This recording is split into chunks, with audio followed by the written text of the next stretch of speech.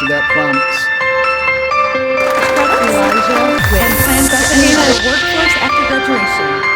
Pat, what does that sound like? So tonight we have one of our greatest student growth measurements. We are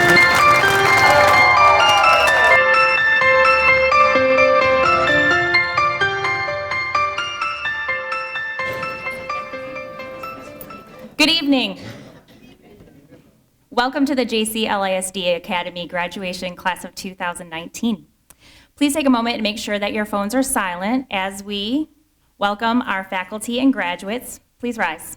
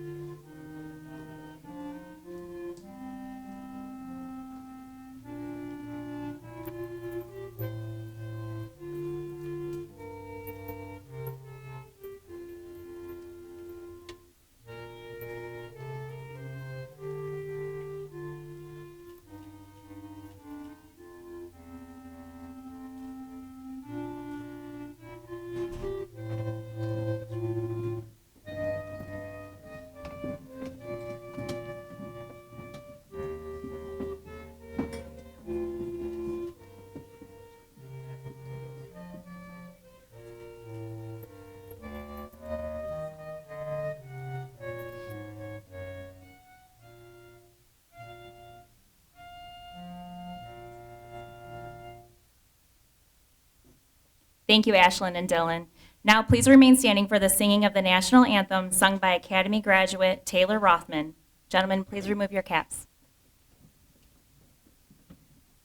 Oh, can you see by the dawn's early light what so proudly we hailed at the twilight's last gleam, whose broad stripes and bright stars through the perilous fight o'er the ramparts we watched were so gallantly streaming, and the rocket's red glare, the bombs bursting in air, gave proof through the night that our flag was still there.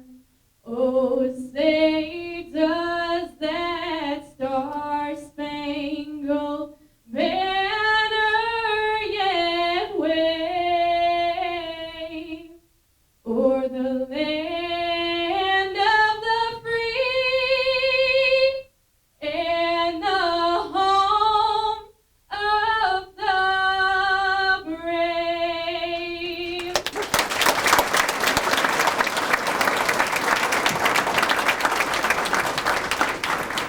You may be seated.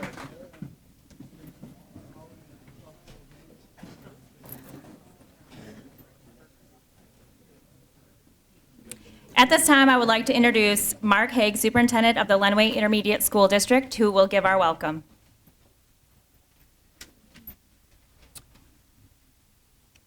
Good evening.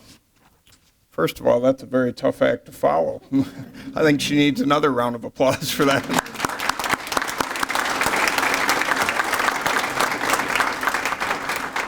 Well, on behalf of the Lenway Intermediate School District, our Board of Education, our staff and our faculty, we'd like to welcome you this evening to our 2019 JCL ISD Academy graduation. I'd like to start by introducing a couple of our Board of Education members that are here this evening. We have Ms. Carrie Dillon, Mr. Richard German, and Mr. David Prey. And I thank them for being here this evening and for their continued support for this program. Needless to say, we're extremely proud of our graduates this year and all that they've accomplished. Each year that goes by, I feel a little less inclined to say this, but, for the longest time, it seemed like there was a bit of a leap of faith in coming into a new experience with a middle college. And thankfully, I will say right now, that's getting to be less the case. In other words, I think folks are a little more comfortable with the concept of a middle college.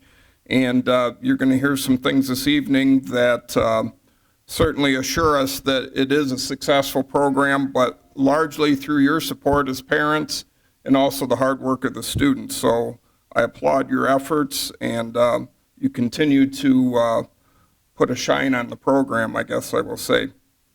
Though I am not your speaker this evening, you have later you will hear some encouraging words. Whenever they put a microphone in front of me at graduation, I can't resist, just because I'm used to speaking at graduations. But I do have a very short list, and I'm well aware of the academic prowess of this group, so I'm going to kind of simplify it right down. I found something the other day, or actually a few weeks ago, that I tucked away for this, because the longer I do this work, quite frankly, I find that it isn't the academic pieces that necessarily get you in trouble later in life or give you some of the challenges and struggles. So I ran across 7 simple rules for life, and I figured there's at least one of these that hopefully will mean something to you, or that you could remember or take with you. And I'm not going to expound on them. I'm just going to give you the 7. They kind of speak for themselves. There's about 5, by the way, that I need work on. So the first one is make peace with your past so it won't screw up the present. The second one, what others think of you is none of your business.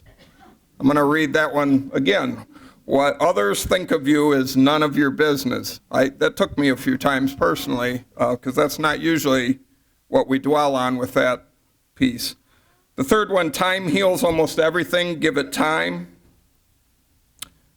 Number 4 will probably become important as you move on to your next steps. Don't compare your life to theirs, and don't judge them.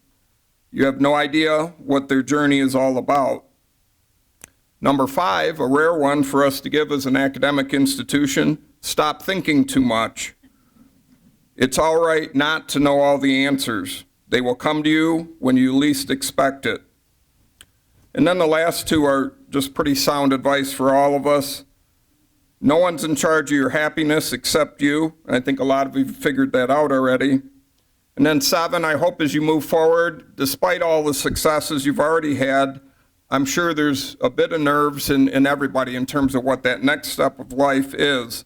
But don't forget to smile. You don't own all the problems in the world. So congratulations. I feel proud to say that you've done well, and we look forward to see what you're going to do in the future. I am going to turn things back to Ms. Kim Dussault, who's the director for the Jackson College LISD Academy.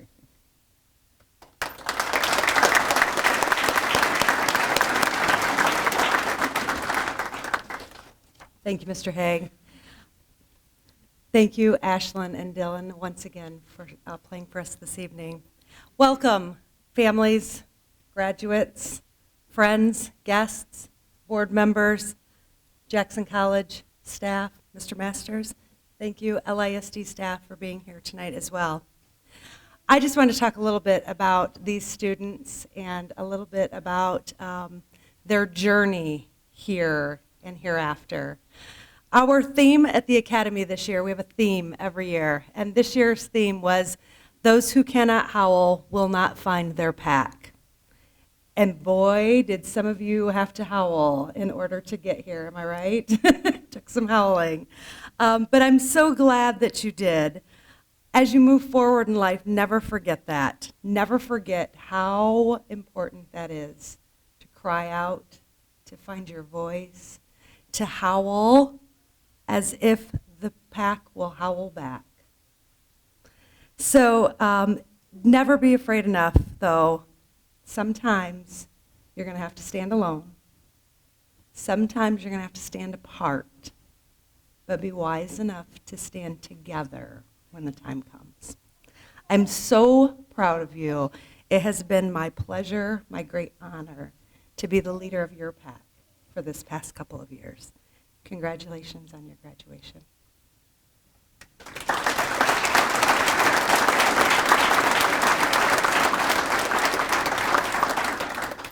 I would now like to personally welcome Isabel Valdez to the podium.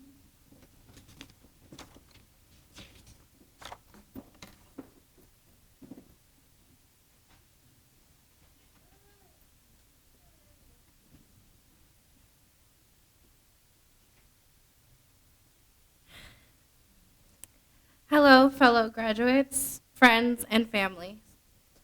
I would like to thank all the family and friends of the graduates for being here to celebrate us on our academic success. All of us have worked very hard to be where we are today. All of us, throughout the years, have joked about being tired or sleeping during class or not paying attention because we don't need to because we know it all. But in all honesty, for us to be here today, we worked very hard compared to many other high school students. I am proud of all of us because our efforts in just deciding to apply to the academy, and even more so to stay with the academy. Our first year, we were often told that first impressions were extremely important because you'll never have it again. I decided that I was gonna test it, and I wanted to see if this was a real thing. And to be honest, I don't remember meeting the first time I met any of you guys. But there were things that did stick with me that always seemed to amaze me that I remember the most.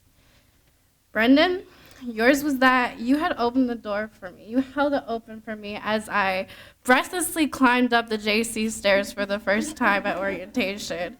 And you just waited there patiently for me. And I was like, I'm so sorry, I'm slow. And you're like, it's okay. And you waited patiently for me.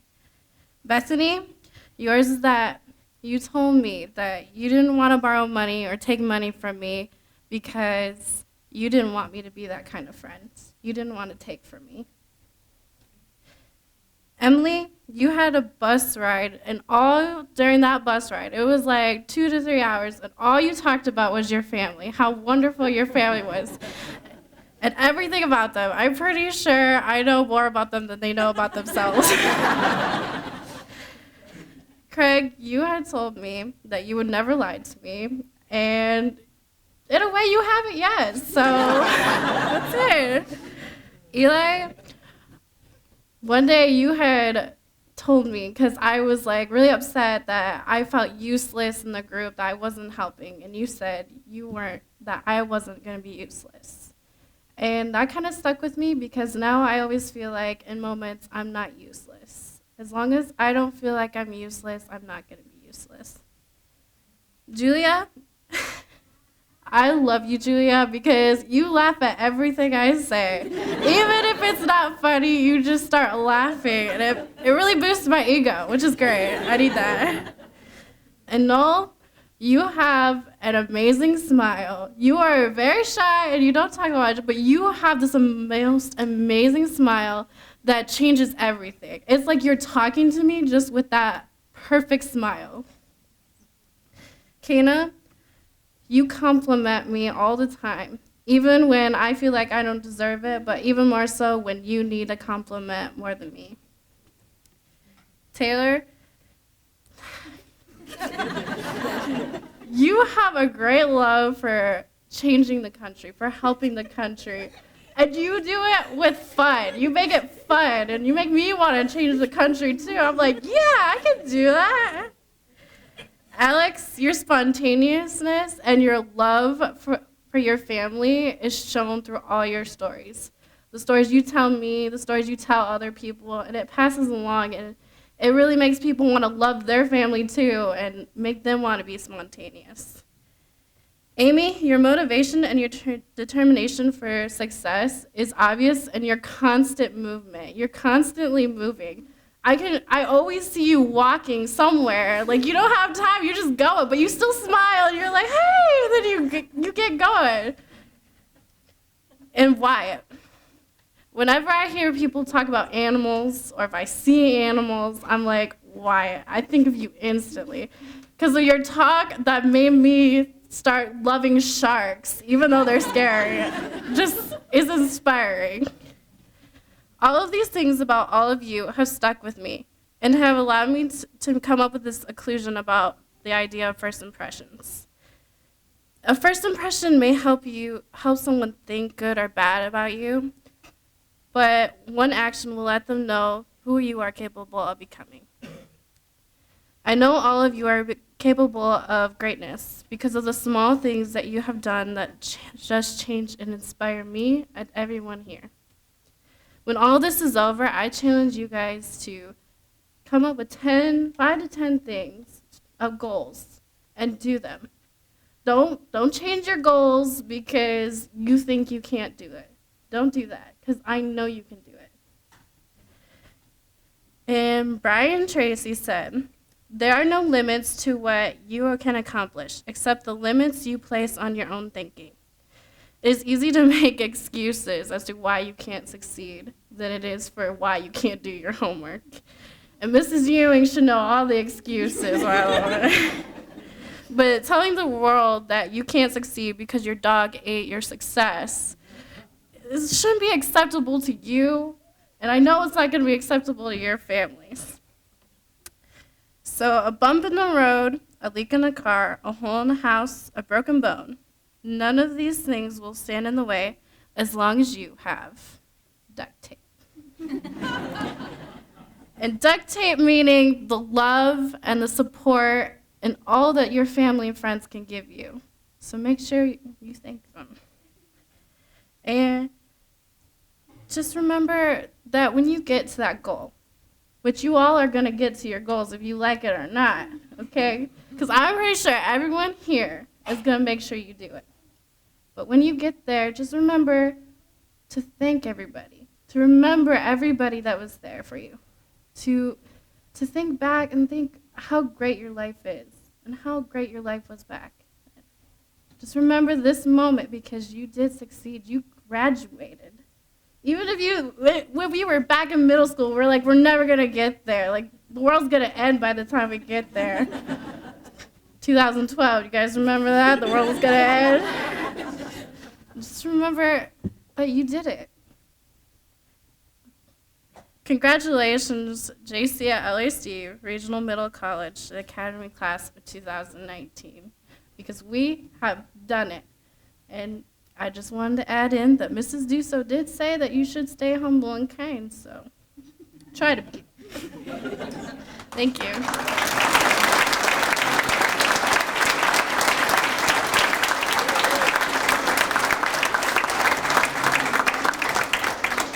Thank you, Isabel, and thank you for always wanting to do good for others and being so thoughtful in your presentation. Thank you. And now allow me to introduce our guest speaker for this evening, Aiden Zamzow. Aiden was a member of the Academy's inaugural class, graduating from the JC LISD Academy in 2014 with his diploma and associate degree in liberal arts. After the Academy, he went on to Siena Heights University, where in 2017, he graduated with a double major in psychology and religious studies. In May of 2019, he received his master's degree in political philosophy with an emphasis on philosophy of mind and animal rights theory. In the fall, he is headed to Wayne State University's clinical psychology graduate program, after which he would like to work with individuals with PTSD and memory disorders like dementia and amnesia. Please join me in welcoming Aiden Zamzow to the stage.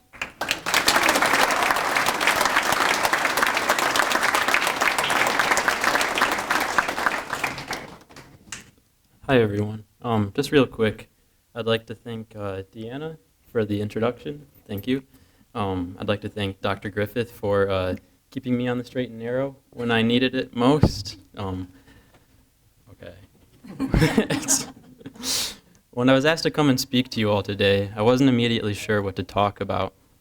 Should I reminisce about my past experiences at the Academy or talk about what I've done the last several years after I graduated and how the Academy ultimately helped shape those experiences?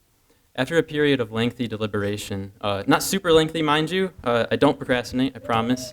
And I can say that because I've never had anyone in this room as a teacher, so I'm gonna bask in that, okay? Anyways, I decided that I wanted to talk about education, which I know sounds vague, but I want to talk about what education is, its various roles and purposes, and the different ways in which it can be administered and how they can affect its usefulness and influence public opinion of education generally. It's no secret that the education system in our country has its fair share of problems. And it's now dawning on me that I'm saying that in front of some of the most powerful educators in Lenawee County. I'm not one to point fingers, but if I don't make it to my car tonight, probably. From governmental oversight of curriculum to a plethora of standardized tests from the time we enter grade school to our last day of high school. This isn't to suggest that it's all bad, rather that it seems uncontroversial to suggest that it could use some work. And, as we are now seeing, these issues often feed off of one another, exacerbating the relatively small problems that they would cause individually.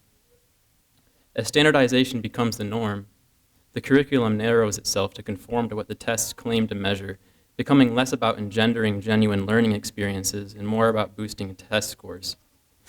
While this undoubtedly affects teachers, most of whom did not become teachers because they love tests so much, its most profound effects can be seen on the students, specifically, and what I want to focus on in this speech, the student's relationship to education and learning. What I mean by this is that it's really difficult to enjoy learning and the prospect of future educational opportunities when you've been brought up in an environment with such a restrictive hold on education and learning. When you think that education is about test scores and grades, then there's not really a lot to be excited about. I think this results in an attitudinal shift on a cultural level toward thinking about education on very different terms than it ought to be thought of. When school is reduced to studying for X test, we begin to see education as a whole as training in A for completion of task B. This is a fundamentally flawed picture of education, despite the fact that education should in fact prepare you for adequate completion of some task or set of tasks. In contrast to this, we are offered a more complete understanding of education by the ancient Greek philosopher Plato, who saw education as a means to achieving a more just society on both the individual and the social level, and this is my view as well. In constructing his view on the development of knowledge, in other words, education, he isolates 3 stages. First, knowledge of one's own job. Second, self-knowledge. And finally, knowledge of the idea of the good, which can and should be thought of as a knowledge of what is right and wrong. And don't worry, I'm not going to go into a talk about the Platonic forms. That wouldn't be fun for anybody. While school will likely prepare students for an understanding of their job, many fail to instill or encourage a deeper sense of self-knowledge and subsequently a sense of self-efficacy, which is ultimately necessary to the attainment of a good life. These views are mirrored by Trappist monk Thomas Merton, who says, I'm sorry, this quote's super long, but I think it's meaningful. The purpose of education is to show a person how to define themselves authentically and spontaneously in relation to their world, not to impose a prefabricated definition of the world, still less an arbitrary definition of the individual self. The world is made up of the people who are fully alive in it, that is, of the people who can be themselves in it and can enter into a living and fruitful relationship with each other in it. The world is therefore more real in proportion as the people in it are able to be more fully and more humanly alive. That is to say, better able to make a lucid and conscious use of their freedom. Basically, this freedom must consist first of all in the capacity to choose their own lives, to find themselves on the deepest possible level. A superficial freedom to wander aimlessly here and there, to taste this or that, to make a choice of distractions, is simply a sham. It claims to be a freedom of choice when it has evaded the basic task of discovering who it is that chooses. It is not free because it is unwilling to face the risk of self-discovery. The function of a university, then, is, first of all, to help the student to discover themselves, to recognize themselves, and to identify who it is that chooses. Running with those definitions of education from people way smarter than me, I believe what is missing in traditional school systems is a sense of freedom. What Merton would describe as the freedom to discover oneself and to consider the nature of choice, and what Plato would describe as the freedom to develop a healthy sense of oneself so as to make the world a better place. Notice how in neither of their constructions of education or standardized tests mentioned, they are superfluous to the broader notion of what education ought to be. In fact, it seems like standardization or normativity would stand in the way of what they conceptualize education to be. After all, how can someone arrive at a deeper sense of themselves when everything is measured against the same monolithic standard?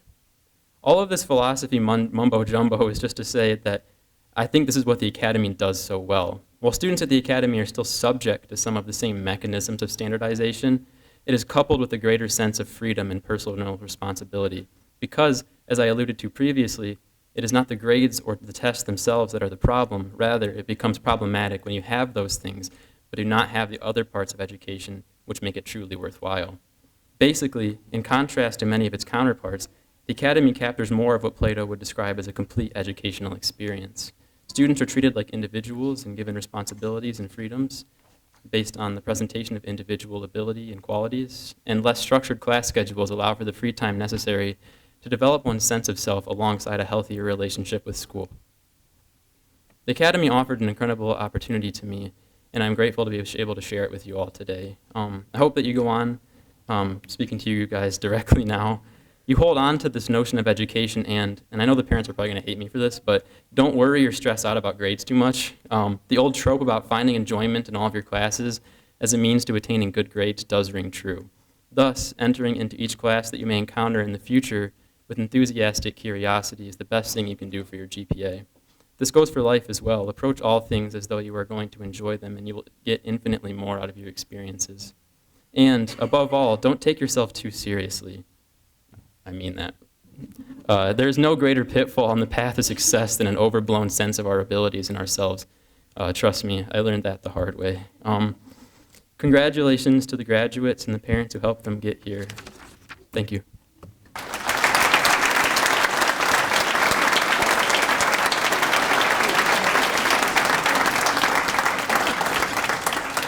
Aiden, thank you. And it's an honor to have you come back and speak to our graduates. Thank you. So now it is the moment that you've all been waiting for. Superintendent Haig, LISD Board of Education, on behalf of the faculty and administration of the JC LISD Academy, a regional middle college, I certify that each graduate whose name shall hereafter be called has satisfactorily met and fulfilled the requirements that have been legislated by the state of Michigan, by the Michigan Department of Education and the Board of Education of the Lenawee Intermediate School District in partnership with the 11 local school districts. Superintendent Haig, if you would please come forward to present the diplomas. Graduates, please rise. Each graduate will be receiving their high school diploma in addition to the Michigan Early Middle College Association Technical Certificate. Craig Emery. Craig is graduating with 60 college credits, an associate in science, and he plans to further education at Michigan State University and pursue a career in chemistry or optometry. Kana Gray Lyon Polson.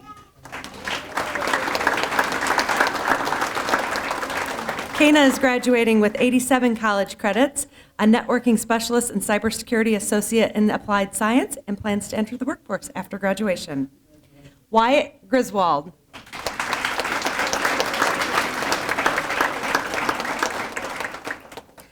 Wyatt is graduating with 66 college credits, an associate in science, and plans to further his education at the University of Toledo to pursue a career as a conservationist.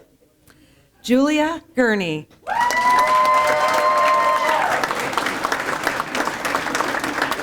Julia is graduating with 60 college credits, an associate in arts, and plans to further her education at Adrian College and pursue a career in editing and publishing.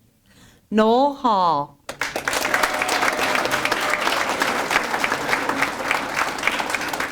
Noel is graduating with 50 college credits, an associate in science, and plans to further his education at Wayne State University and pursue a career in software engineering. Amy Higgins.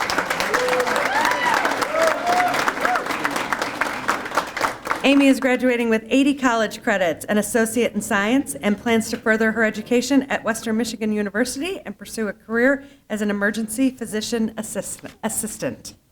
Alexander Kelly.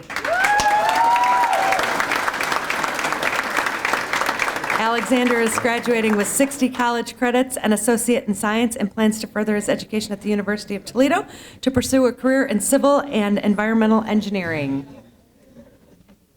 Brendan Mara.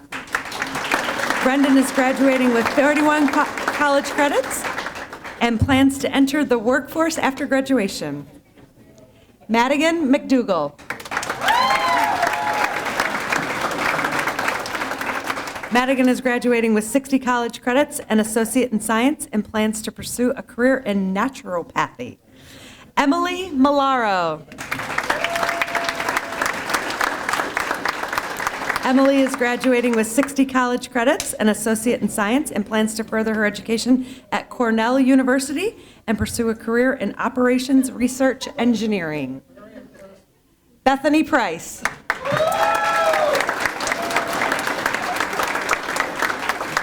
Bethany is graduating with 61 college credits, an associate in science, and plans to further her education at Michigan State University and pursue a career in veterinary medicine. Taylor Rothman.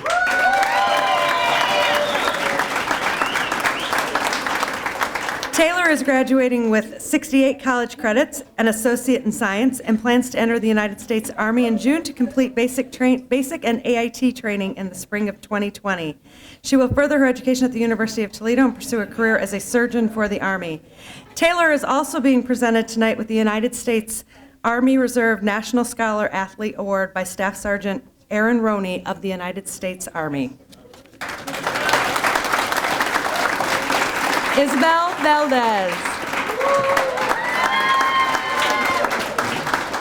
Isabel is graduating with 73 college credits, an associate in arts, and plans to pursue a career in education or social work. Kara Wagner. Kara is graduating with 60 college credits, an associate in arts, and plans to further her education at Michigan State University to pursue a career in psychology. Elijah Whitty. Elijah is graduating with 68 college credits, an associate in science, and plans to pursue a career in computer science. Very quickly, I want to kind of summarize all of that for you. You just heard a lot about our students. They are graduating today, and this is listed in your program as well, with 916 college credits, 14 associate degrees, 2,364 community service hours. They did 3 internships, and they are ranked 8th in the state for their SAT scores. So let's give these graduates a huge round of applause.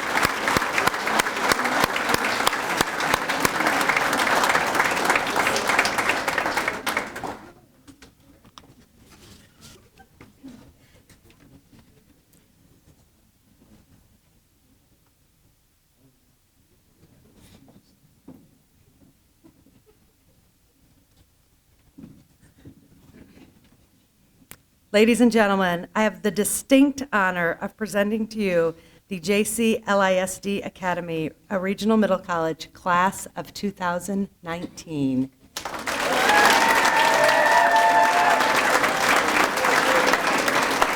You can move your tassels.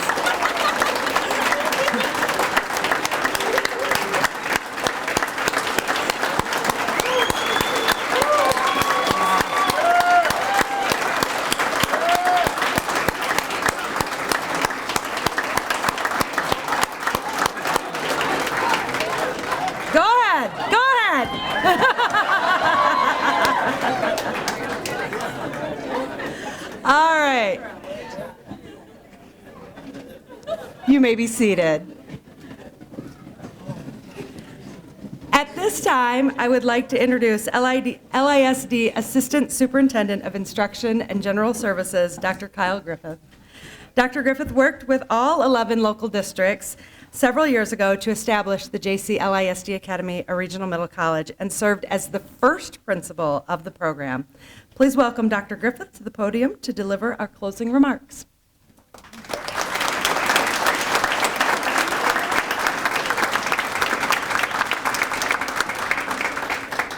First of all I could think about is when Aiden was talking is how dumb I'm going to sound. What in the world was that? How do I follow that? My IQ, I think my IQ went up a couple points. I know it's, woo! That was amazing. I heard words I've never heard before, and you actually used them probably correctly, because I don't know if you did or not.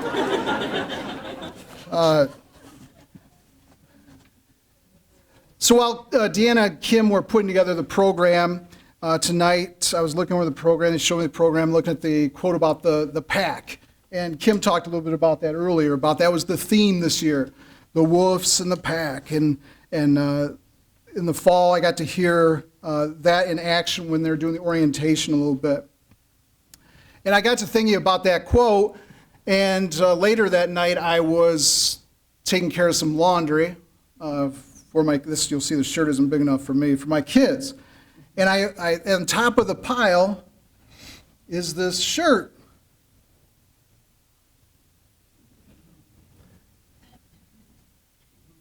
It's from one of my favorite coaches, the best coach in Michigan football history, Bo Schembechler. And he says, the team, the team, the team. There is no player, there is no coach above the team.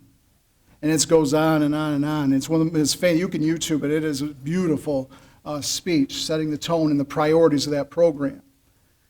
And I thought about the priorities of this program. And I thought, what would, if Bo had a chance to talk to this group, what would he say?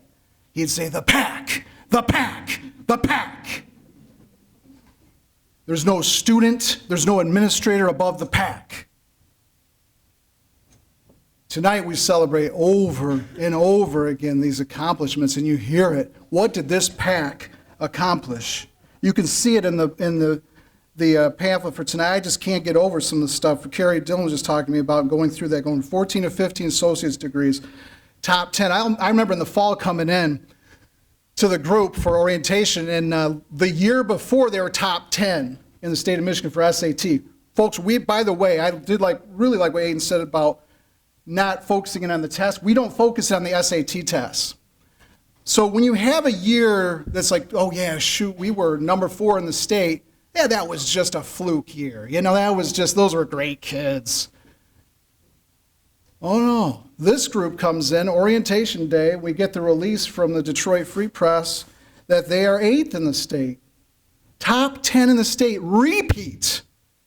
That's the pack. That's the power of the pack. Collectively, they did that. Collectively, they were rated as a pack. The 8th school in the state of Michigan. This little pack, number 8, you can give it up a little bit for that.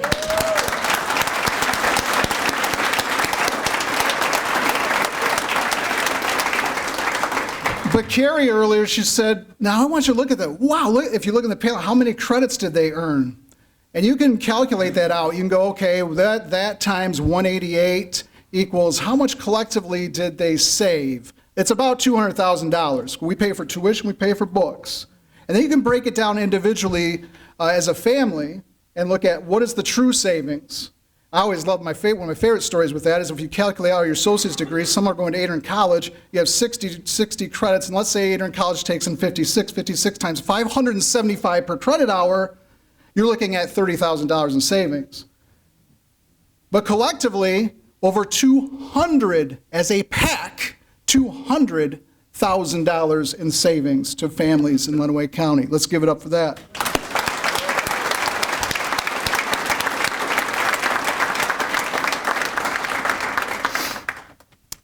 But we are here for the students, but I want to talk about the other packs. I want to talk about the pack, the pack, the pack. 3 packs. The first pack I want to talk about is our board and our administration. This program has been turbulent. It's been tested politically. It hasn't been easy. The one thing you know about education is this. Everybody in the room, when people start getting edgy about it and start questioning it and start challenging it, you know you're doing something right. And we were doing something right, and we knew it, and we stuck to it, and our board stayed strong. And those that are involved stay strong. JC stays strong as a partnership. Michael Masters, Tina, Mary Ann being a part of that pack of leading and staying strong with this, staying committed amidst this turmoil, amidst some of the challenges that we faced. So the first pack that I want to recognize is our board, administration, and partners. Let's give it up.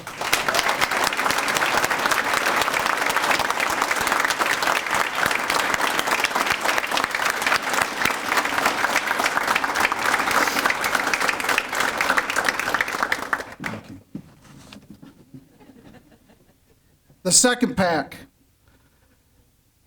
is probably one of the most obvious ones, the ones that are here day in, day out. The JCL LISD Academy team of Kim Dusso. Go ahead and stand up. Kim Dusso. Sue Ritchie. Stand up. Deanna Case. Probably standing, running, hiding. Abby Smith. Rachel Morrison. Kathy Ewing. And Gina Williams. Soon, this pack will be recognized as an LISD Team of the Year. They, and in terms of the history of Lenawee County education, are history makers. That is not propaganda, that's not rhetoric, that is the truth. What they've done, what they've accomplished as a group for students has never been accomplished by any other educational group in Lenawee County. On top of that, they've been recognized in MLive, Detroit News, the Mackinac Center. But on top of that, it's every day. There's Deanna, run down the hallway. I knew it. I knew it. Anyway, the real deal is this. I've watched it. I've come into your classrooms. I've seen it. It's a caring, positive, loving, kind environment. You care about kids, and that's why they continue to come back. This is a great pack. Let's give it up for this pack.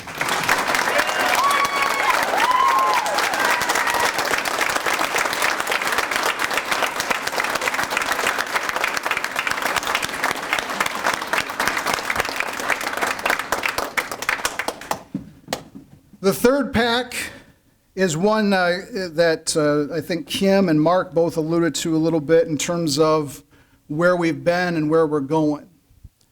And the third pack is really about the proud parents and family members of our students. But I want to reflect on this. You took a risk. You know it. You made an educational choice, probably the most important choice you'd make for your child. You looked at it, you studied it. We didn't have a whole lot of results at the time. We had a few stories, but you trusted the LISD with your child, your most valuable asset, and you trusted us. And you made sure you drove them in. You made sure you cared for them. You made sure that they were successful as a pack. Parents, I can't thank you enough. That comes with great responsibility when you trust. And I hope that we have lived up to that promise. So with that, let's give it up to our third pack, our parents.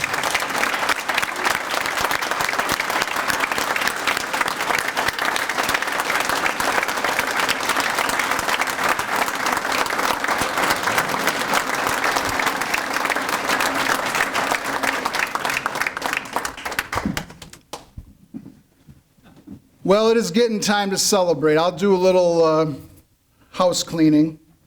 Deanna, I think, is running down to go get some snacks and refreshments and get that stuff around. But we're going to celebrate after this, and I really want you guys to take the time to celebrate this moment. So over there, the students soon are going to walk out. We're going to play a little music and do their thing, and then we'll go over here, and there's a little area to take pictures by the big logo that we're very, very proud of. But we have one more order of business. We're going to go out with a howl. Get your cameras ready.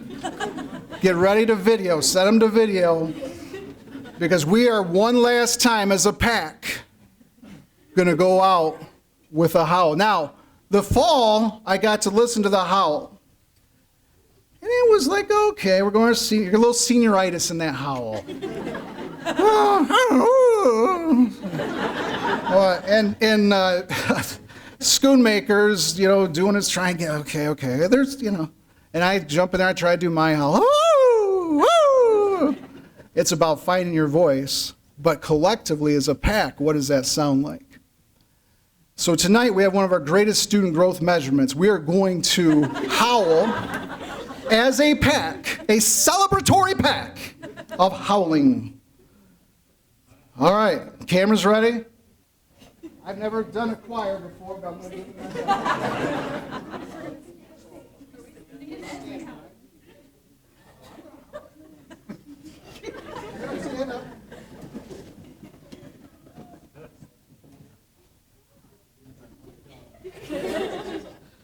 One, two, three.